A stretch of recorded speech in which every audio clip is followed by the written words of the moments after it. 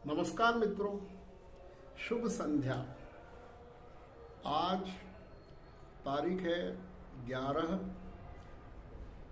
फरवरी और वार है शुक्रवार। और जैसा आप जानते हैं, ज्ञान कणिका ग्रुप्स में जीना इसी का नाम है। सीजन 2 के विभिन्न एपिसोड चल रहे हैं।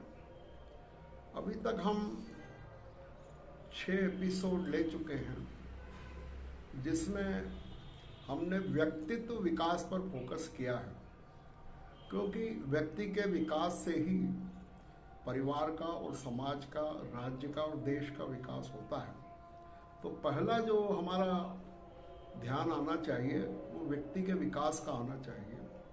उसमें निश्चित है हमने व्यक्तित्व विकास के विभिन्न पहलुओं पर चर्चा की थी। इसी बीच परिवार में मांगलिक काम होने से हमारे मामा जी की पोती की शादी कोटा में होने से इस कार्य में थोड़ी सी व्यस्तता रही। इस बीच हमारे परम मित्र आदरणीय डॉक्टर प्रद्युम्न मिश्र साहब का मैसेज आया कि आपकी आवश्यकता प्रतिदिन है, और उन्होंने बहुत ही नम्रतापूर्वक, बहुत ही विशिष्टता से अपनी बात कही, जो मेरे दिल में उतर गई कि देखिए, इतने बड़े व्यक्ति, इतने ज्ञानी व्यक्ति, इतने प्रसिद्ध व्यक्ति, इतने बड़े पद पर प्रतिष्ठित व्यक्ति भी कितनी नम्रता रख सकता है अपने मित्र और शिष्य के प्रति।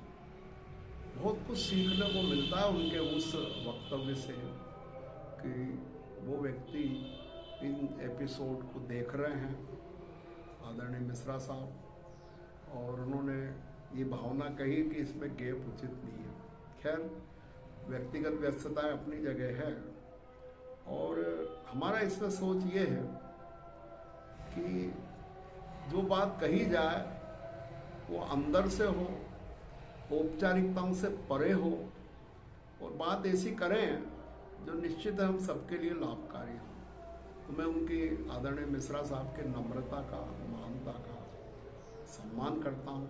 उन्हें नमस्कार करते हुए आज की बात अपन शुरू करते हैं। एक बात मैंने इस चीज़ से यह निकाली है आज के पोस्ट के लिए, आज के वीडियो के लिए, कि गुणग्राहिता व्यक्तित्व के लिए, विकास के लिए कितना जरूरी है।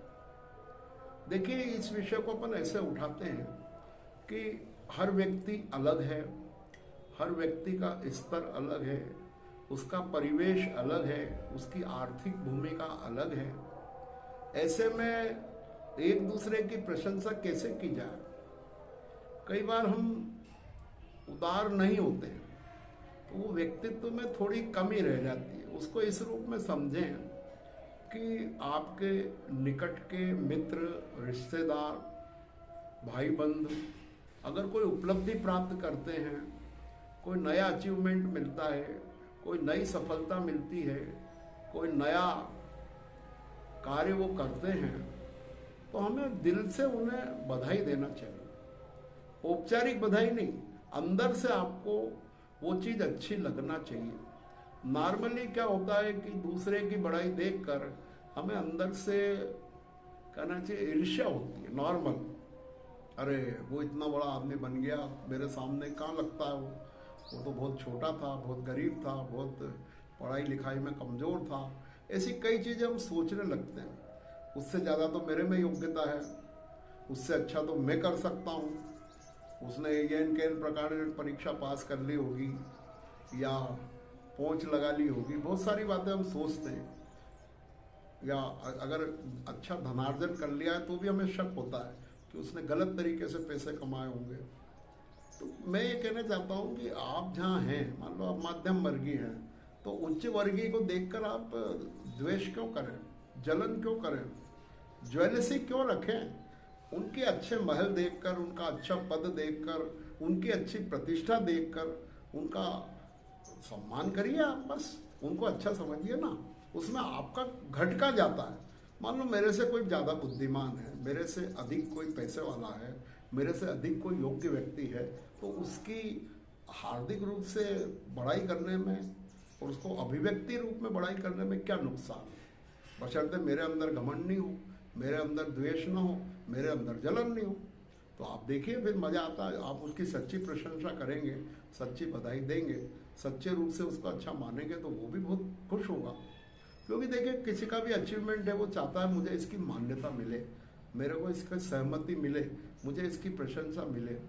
ऐसा एक सहज वृत्ति होती है। तो हमें उस मामले में कृपण होने की, कंजूस होने की, सीमित होने की जरूरत, और इसको हमें उदार हृदय का बनकर खुले दिल से उसकी प्रशंसा करना चाहिए, सहमति करना चाहिए, जहाँ तक हो सके मिलने पर अंदर से खुश होना चाहिए कि तैयार आपने इतना अच्छा ये कार्य किया है।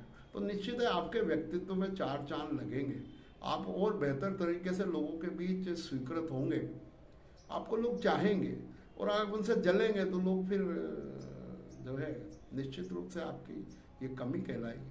तो एक व्यक्तित्व का एक महत्वपूर्ण पहलू है कि दूसरे के ज्ञान का, दूसरे के पैसे का, दूसरे की प्रतिष्ठा का आप सम्मान करें, आदर करें, फिर आपको और आप भी अपने अनुकूल फिर प्राप्त करेंगे। अब आप चाहते हैं कि मुझे तो सब माने, मैं किसी को नहीं मानूं, तो एक तरह से ये अहंकार है। हमें कुएं के मेंढक नहीं बनना कि बस मैं हूँ वही सब कुछ है।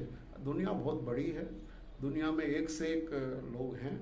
वो देखिए नई पीढ़ी कितनी प्रतिष्ठित है, नई पीढ़ी कितनी इंटेलिजेंट है, नई पीढ़ी बहुत ज़्यादा शार्प है। इसीलिए देखिए अभी जो सीए का रिजल्ट आया कल, हमारे समाज के 3 व्यक्तियों ने अच्छे नंबरों से पास की, फिर एक और आज जो है संस्कृति जो कुमारी ने सीए की डिग्री टॉपर होकर पास की है। तो कहने का मतलब नई पीढ़ी बहुत आगे जा रही है धीरे धीरे।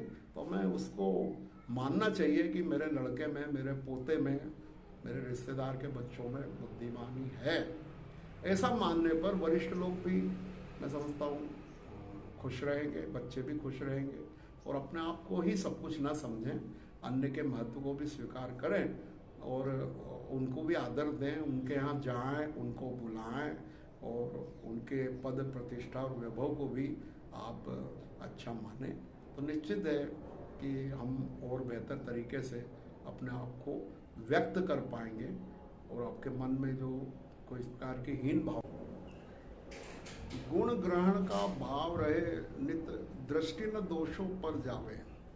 क्या होता है, अगर हम दूसरे व्यक्तियों के गुणों को ग्रहण करेंगे और उनके दोषों की ओर दृष्टि नहीं करेंगे, तो निश्चित रूप से हमारा मन भी प्रफुल्लित रहेगा, पॉजिटिव रहेगा, सकारात्मक रहेगा, और हम और बेहतर तरीके से अपने संबंधों का निर्वाह कर पाएंगे। इस प्रकार से जीवन में हमें नम्रता सीखना है, और दूसरे जो गुणीजन हैं उनके प्रति प्रेम का भाव, सम्मान का भाव रखना है। तो निश्चित रूप से हमारा जो व्यक्तित्व है वो बड़ा सुंदर होगा, और यही हमारे लिए मंगलमय होगा, शुभ होगा। और मैं इसी भावना के साथ आज की बात पूरी करता हूँ कि हम अपने जीवन में दूसरों के गुणों को भी आदर देंगे, स्वीकार करेंगे। यही भावना के साथ नमस्कार, सादर जय जयंत, थैंक यू।